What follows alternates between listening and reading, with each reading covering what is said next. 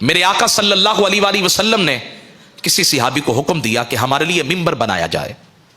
Film اتخذ النبی صلی اللہ علیہ وآلہ وسلم الممبر، میرے آقا کے لیے ممبر بنایا گیا جس کے 3 سیڑھیاں تھیں. میرے آقا نے استون حنانہ کو چھوڑا، ممبر پہ جلوہ فراز ہوئے. جب میرے آقا ممبر پہ جلوہ فراز ہوئے نا تو امام ابن ماجہ کہتے ہیں کاش یہ درد نصیب ہو جائے، کاش حضور کے ہجر میں رونا نصیب ہو جائے. فرماتے ہن الجزو، وہ تنا حضور کے ہجر میں، حضور کی جدائی میں، حضور کے فراق میں شدت سے پھوٹ پھوٹ کے رونے لگا. اور فرمایا اس کے رونے کی کیفیت کو بھی صحابہ نے بیان کیا. کبھی آپ نے کسی لکڑی کو روتے ہوئے دیکھا ہے؟ کبھی آپ نے کھجور کے تنے کو روتا ہوا دیکھا ہو؟ سنن ابن ماجہ میں ہے، امام ابن ماجہ کہتے ہیں فلم اتخذ النبی صلی اللہ علیہ وآلہ وسلم الممبر، جب میرے آقا نے کھجور کے تنے کو چھوڑا اور چھوڑ کر چل کر میرے آقا ممبر پہ جلوہ فراز ہوئے. کھجور کا تنا حالانکہ احساس کی دولت نہیں رکھتا، کھجور کا تنا بول نہیں سکتا، گفتگو نہیں کر سکتا، اسے یہ احساس کی دولت ملی نہیں ہے. لیکن امام ابن ماجہ کہتے جسے حضور کی یہ خوبصورت نسبت نصیب ہو جائے، فرمایا جب حضور استن حنانہ کو چھوڑ کر ممبر پہ جلوہ فراز ہوئے نا تو ہن الجزع، وہ کھجور کا تنا استن حنانہ پھوٹ پھوٹ کے رونے لگا. اور یوں رویا جیسے 10 ماہ کی حاملہ اونٹنی روتی ہے. اس کے رونے کی آواز کو مسجد نبوی میں بیٹھے ہوئے تمام صحابہ نے سنا. ایک صحابی نہیں، جتنے صحابہ بیٹھے تھے سب نے سنا. میں آپ سے سوال کرتا ہوں مسجد نور والو، مجھے بتاؤ بندہ روتا کب ہے؟ جب بندے کو درد ہوتا ہے، جب بندے کو کوئی تکلیف پہنچتی ہے بندہ پھر روتا ہے. وہ بھائی اس کھجور کے تنے کو کون سی تکلیف پہنچی؟ اس کو کون سا درد نصیب ہوا کہ رو رہا ہے؟ اور پھر ہم جب روتے ہیں تو ہماری آنکھوں سے آنسو نکلتے ہیں. لیکن اس کے رونے کی آواز آئی اور سارے صحابہ نے سنی ہے، تبھی تو بیان کر رہے ہیں کہ جیسے 10 ماہ کی حاملہ اونٹنی روتی ہے وہ کھجور کا تنا رو رہا تھا. اور ایک صحابی کہتے ہیں قریب تھا کہ حضور کے ہجر میں وہ تنا پھٹ جاتا، حضور کے ہجر میں، حضور کے فراق میں.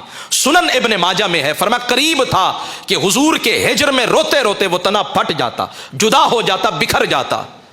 فرمایا میرے آقا نے پھر کیا کیا؟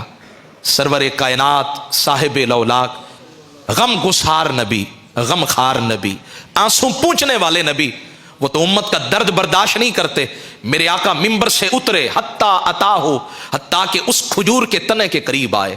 اور قریب آ کر میرے آقا نے کیا کیا؟ فَأَلْتَزَمَهُ، فرمایا میرے آقا نے جیسے کوئی تھپکی دیتا ہے، بیٹا روئے تو ماں تسلی دیتی ہے، کاندھے پہ ہاتھ رکھتی ہے.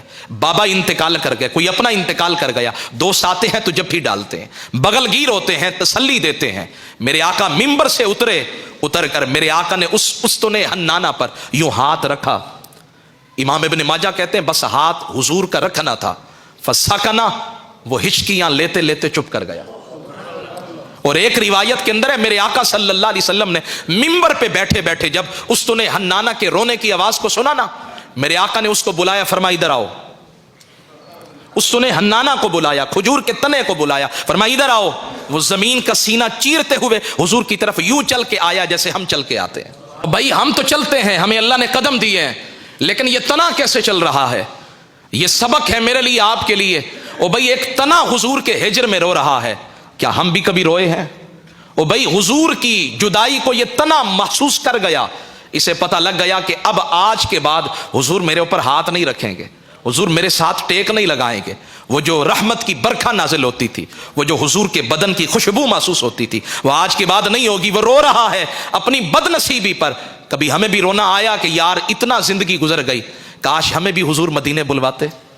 کبھی کاش ایسا بھی ہوتا کہ سرکار کرم نوازی کر دیتے، پاس کچھ نہیں ہے لیکن اگر وہ چاہیں تو، اگر وہ چاہیں تو کرم ہو سکتا ہے، مہربانی ہو سکتی ہے. فرمایا اللہ کی عزت کی قسم ہے، میرے نبی نے اس استن حنانہ کو بلایا، وہ زمین کا سینہ چیرتے ہوئے میرے نبی کی طرف آیا. اور پھر جب قریب آیا میرے آقا نے جملہ بولا، فرمایا اختر، تیرے پاس 2 اختیار ہیں.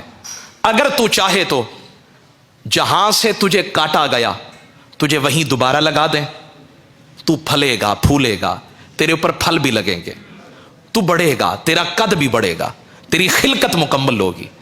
لیکن اگر تو چاہے تو تجھے جنت میں نہ لگوا دے، تجھے جنت میں لگوا دیں، تیرے پھلوں کو اللہ کے ولی کھائیں گے۔ اور صحابی حضرت جابر بن عبداللہ کہتے ہیں پھر میرے نبی نے اپنے کان مبارک اس کھجور کے تنے کے قریب کیے، وہ جیسے بچہ ہوتا ہے نا جی، آہستہ آہستہ بولے تو پھر بابا جی، ماں جی، استاد جی کان قریب کرتے ہیں کہ بچہ آواز نہیں نکال رہا، میرے محبوب نے اس کھجور کے تنے کے قریب اپنے کان مبارک قریب کیے تو سنا کہ وہ کھجور کا تنا کہہ رہا تھا حضور آپ کے جسم سے لگ جاؤں پھر بھی دنیا میں رہوں، مزہ تو نہ آیا نا؟ اگر دنیا میں رہا تو کاٹ دیا جائے گا، ختم ہو جاؤں گا، لیکن اگر جنت میں لگا دیا تو ہمیشہ کے لیے باقی رہوں گا، آپ کے غلاموں کو پھل کھلاتا رہوں گا۔ میرے نبی نے فرمایا قد فعلت، جو تو نے مانگا ہے ہم نے عطا کر دیا ہے۔ میں نے کہا میرے نبی اگر ایک کھجور کے تنے کو جنت دے سکتے ہیں تو پھر امت کو جنت کیوں نہیں دے سکتے؟ وہ بھائی اپنے کلمہ پڑھنے والوں کو جنت کیوں نہیں دے سکتے؟ کاش ہم مانگنے والے بن جائیں۔ زہرا کے بابا جب دینے پہ آتے ہیں جھولیاں تنگ پڑ جاتی ہیں، لیکن نبی کی عطا میں کمی نہیں آتی ہے۔